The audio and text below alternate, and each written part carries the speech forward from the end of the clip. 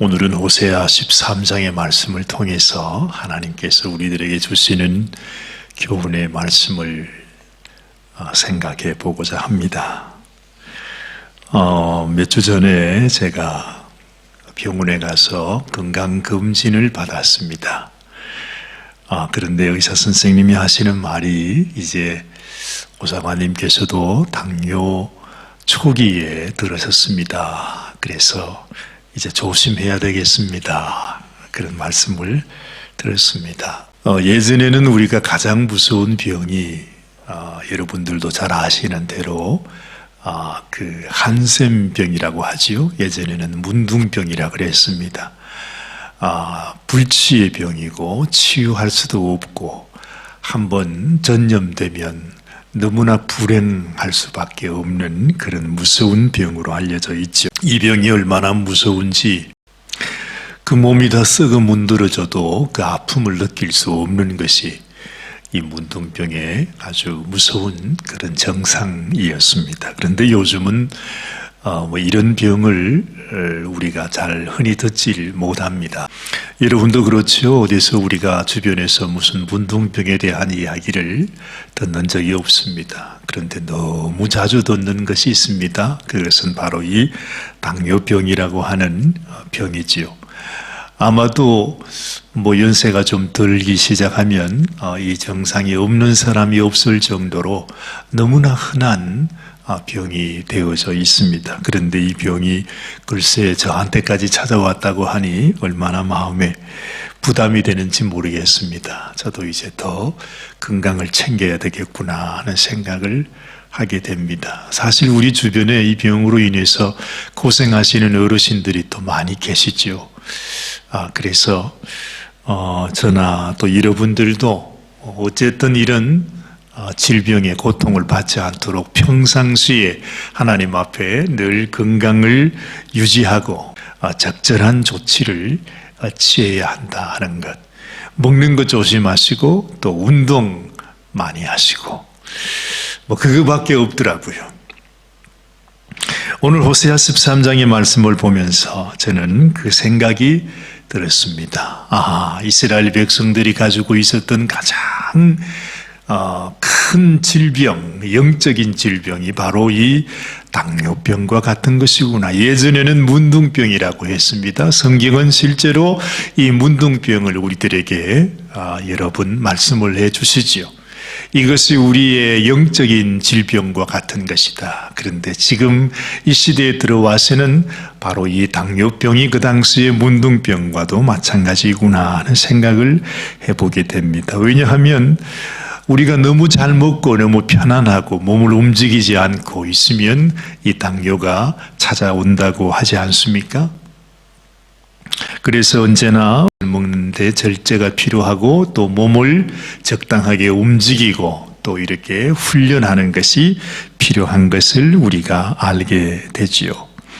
특별히 이 당뇨병이 점점 심해지면 우리가 이 시력을 잃게 된다고 하지 않습니까? 이스라엘 백성들이 하나님 앞에 그 사랑을 받고 하나님의 큰 은혜를 받았으면서도 세상에 그것이 그 영적인 건강으로 잘 지켜졌으면 좋을 텐데 그들이 하나님의 은혜를 잊어버려요. 하나님의 살아계심도 보지 못하는 것입니다. 다시 말해 영적인 시력이 점점점 약화되었음을 우리에게 알려줍니다. 오늘 1절 말씀은 이렇게 시작하고 있습니다. 여호와께서 말씀하신다. 에브라임 지파가 하는 말은 온 이스라엘을 벌벌 떨게 만들었다. 그만큼 에브라임 지파는 이스라엘에서 지도적인 위치에 있었다. 그런 지파가 바알신을 섬겨 스스로 멸망을 불러들였다. 그렇게 말씀하고 있습니다. 여러분 예전에도 말씀드렸지만 이 에브라임 지파는 요셉의 둘째 아들이었습니다. 하나님께서 얼마나 그를 사랑하셨던지 이 둘째 아들인데도 장자의 은혜를 그 에브라임에게 부어주셨어요. 그래서 이 이스라엘 백성들 가운데 에브라임 지파가 가장 하나님 앞에 복을 받은 지파였다. 그래서 대표적인 지파로 알려져 있습니다. 하나님 앞에 그만큼 큰 은혜와 복을 받았다는 것입니다. 그러면 더 하나님을 사랑하고 더 하나님을 더 잘 알고 하나님을 경배하는 하나님의 백성이 되어야 하는데, 세상의 이들이 하나님의 은혜를 잊어버리고 오히려 하나님을 배반하는 길로 가게 되었다 하는 것입니다. 바로 이것이 우리 신앙의 당뇨병이 아니겠습니까? 이 에브라임 지파가 눈이 멀었습니다. 하나님을 보지 못합니다. 하나님의 살아계심을 그들이 알지 못했습니다. 그래서 오늘 2절 말씀을 보면 지금도 이 백성은 점점 더 불순종의 길로 가고 있다. 하나님께서 그들에게 은혜를 베푸시고 하나님이 축복해 주셨음을 그들이 알면서도 오히려 하나님을 떠나서 불순종의 길로 가고 있다는 것입니다. 그들은 은을 모아 그 부집에 부어 여러 가지 신상들을 만들고 인간의 손으로 만든 그 신상들 앞에서 이렇게 외쳐대고 있다. 이 신들에게 짐승을 잡아 제사를 드려라. 모두 이 송아지에게 입을 맞추어라 말합니다. 세상에 어떻게 이럴 수가 있습니까? 여러분, 하나님께서 이스라엘 백성들을 애굽에서 건져낸 이후에 이제 시내산에서 그들을 향하여 하나님이 하신 말씀이 바로 오늘 4절 말씀에 나옵니다. 그 말씀은 바로 무언가 하니 내가 너희를 애굽에서 데리고 나온 뒤부터 나는 언제나 너희의 하나님 여호와이다. 너희에게는 나밖에 다른 하나님이 없고 나밖에 다른 해방자가 없다고 하나님께서 말씀해 주십니다. 출애굽기 20장 2절로 3절까지 말씀을 보면 하나님은 이렇게 말씀하셨습니다. 나는 너희의 하나님 여호와라. 나밖에 네가 다른 신을 알지 말 것이니라. 나 외에는 구원자가 없느니라. 이렇게 말씀하십니다. 여러분, 이스라엘 백성들을 건져냈으면서 나만이 너희의 구원자라고, 나만이 너희의 아버지라고, 내가 너희의 하나님이라고, 너희는 절대로 나를 떠나서 다른 곳으로 가서는 안 된다고 하나님은 말씀해 주신 것입니다. 그럼에도 불구하고 이 하나님의 은혜를 입었던 에브라임 자손들은 하나님을 배반합니다. 그리고 신상을 만듭니다. 그리고 그 신상에 그 송아지에게 입을 맞추라 말하고 있습니다. 완전히 그들의 눈이 멀었습니다. 하나님의 살아계심, 또한 하나님 베풀어 주신 은혜와 그 사랑을 그들이 완전히 잊어버리고 우상을 향해서 달려갔던 모습을 보게 되는 것입니다. 여러분, 오늘 3절 말씀을 보면 이렇게 말합니다. 그러므로 그들은 아침 안개처럼 쉬 말라버리는 이슬처럼 타작마당에서 바람에 불려나가는 쭉정이처럼 굴뚝에서 흩어지는 연기처럼 흔적도 없이 사라질 것이다. 하나님과 함께하지 아니할 때, 하나님의 살아계심을 깨닫지 못할 때, 그리고 이 세상에 썩어질 것, 이 세상의 금송아지, 이 세상의 우상을 따라서 나아가는 인생이 어떻게 될 것인가? 흔적도 없이 사라지는 인생이 되고 만다는 것. 세상의 모든 권세, 모든 명예, 모든 재물을 가진 자들이 지금 어디에 있습니까? 어떻게 되고 있습니까? 이 세상 영광을 향해 살아가는 인생들의 결과가 그러하다 하는 것입니다. 그러므로 하나님 앞에서 하나님이 나의 아버지시요, 하나님이 나의 유일하신 하나님이시요, 내 인생의 소망은 오직 하나님 앞에 있다고 하는 이 사실을 내 마음 깊이 깨닫는 것, 이것이 얼마나 소중한지 모른다는 것입니다. 여러분, 하나님께서 정말 우리를 향하여 베푸신 은혜, 우리는 다 깨닫지 못하지만 여러분, 자식을 보살피는 부모의 마음처럼 우리가 알지 못하는 가운데 베푸신 하나님의 은혜가 얼마나 큰 것입니까? 우리가 하나님이 내게 베풀어 주신 은혜를 얼마나 압니까? 지금 이 순간에도 하나님이 공기를 주지 아니하시면 한순간도 살 수 없는 것이 우리 인생이고, 하나님이 이 자연 만물을 주지 아니하셨으면 우리가 어떻게 이 세상에서 살아갈 수 있겠습니까?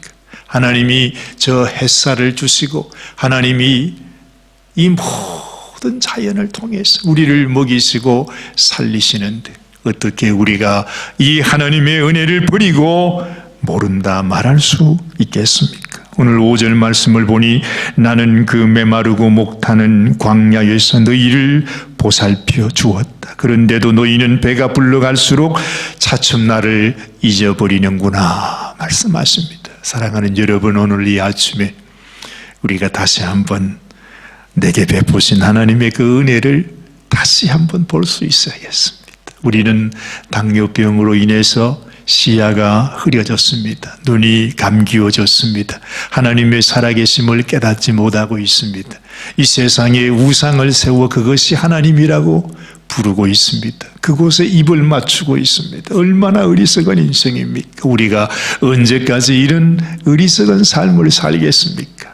하나님, 오늘 이 아침에도 주님께로 나아갑니다. 내가 어찌 하나님을 배반하고서 어떻게 이 세상에서 제대로 올바른 삶을 살아갈 수 있겠습니까? 하나님도 우리에게 말씀하십니다. 7절 말씀을 보니 그러므로 나는 너희에게 사자같이 덤벼들고 표범처럼 길가에 숨어서 덮칠 기회를 노리겠다.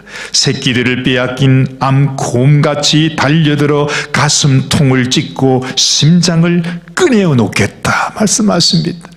그 사랑을 배반한 사람, 하나님의 그 은혜를 깨닫지 못하는 자를 향하여 하나님께서 얼마나 진노하시고 얼마나 분노하시는 것을 가르쳐 주고 있는 것입니다. 여러분, 하나님의 분노가 아닐지라도 하나님의 은혜를 알지 못하면 결국 이 세상의 들짐승에게 먹힌다 했어요. 결국에 이 세상에서 우리가 하나님 그늘 아래서 하나님의 보호하심 속에 있지 아니하고 이 세상 우상을 향하여 나아가게 될 때에 결국에는 흔적도 없이 사라져버리는, 들짐승에게 먹혀버리는 인생이 되고 만다는 것을 성경은 우리들에게 가르쳐주고 있는 것입니다. 우리의 소망은 우리가 하나님 앞에 살아가는 것입니다. 하나님을 우리의 하나님으로 다시 한번 내 마음속에 모시는 것입니다. 하나님, 내게는 당신밖에 없습니다. 나를 그토록 사랑해 주신 하나님의 사랑 앞에 하나님, 나도 당신을 사랑합니다. 당신은 나의 왕이십니다.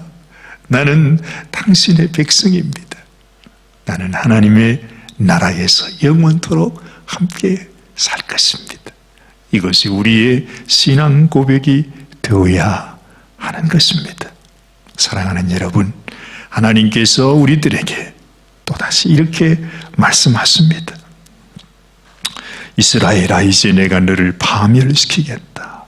그러나 누가 너를 구해줄 자가 있느냐? 하나님이 우리를 버리시면 우리가 아무리 세상을 사랑하고 아무리 이 세상을 의지하고 이 세상이 나의 도움이 될 것 같아도 그 세상이 우리를 구해줄 수 없다는 것을 여러분 너무나 잘 알지 않습니까? 사실 알고 보면 이 세상에 소망이 없습니다. 이것은 우리를 구원해주는 우리의 구원자가 될 수 없다는 것입니다. 결국에는 세상과 함께 멸망할 수밖에 없는 인생이 되고 마는 것이죠. 그런데 어찌 우리가 이런 세상에 우리의 인생을 맡기겠느냐 하는 것입니다. 오늘 이 아침에 우리가 하나님 앞에, 하나님, 진실로 내 마음속에 하나님의 그 사랑을 깊이 알고 하나님의 진노에, 하나님의 노여움에 붙들리는 그런 인생이 아니라 진실로 하나님께 나의 사랑을 드리고 참으로 하나님과 함께 동행하며 주님과 함께 살아가는 그런 하나님의 백성들이 되시기를 주님의 이름으로 간절히 부탁합니다. 오늘도 하나님은 여러분들을 사랑하십니다. 우리에게 이 모든 것을 허락하시고 이 모든 것들로 우리에게 부어주시는 그 하나님의 은혜를 마음껏 누리고 마음껏 감사하고 찬양하고 기뻐하고 즐거워하면서 하나님의 그 은혜 가운데 살아가는 저와 여러분들이 되시기를 주님의 이름으로 축원합니다. 기도하십시다.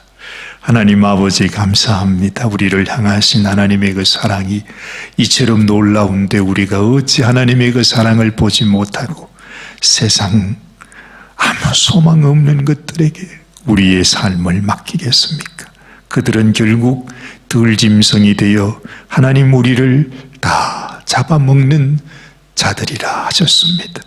하나님 비록 우리들에게 사자처럼 표범처럼 새끼를 잃은 앙콩처럼 우리를 위하여 공격하시겠다 하시는 하나님의 말씀은 그러니 너희가 절대로 나를 떠나지 말고 생명 주는 나에게 구원을 행하는 나에게 너희를 영원토록 사랑할 나에게 함께 있으라고 하시는 하나님의 사랑의 음성임을 믿습니다. 오늘도 주님의 그 사랑 안에서 그 은혜에 감사하며 기쁨과 즐거움으로 믿음 안에 살아가는 저희들이 되게 하여 주시옵소서.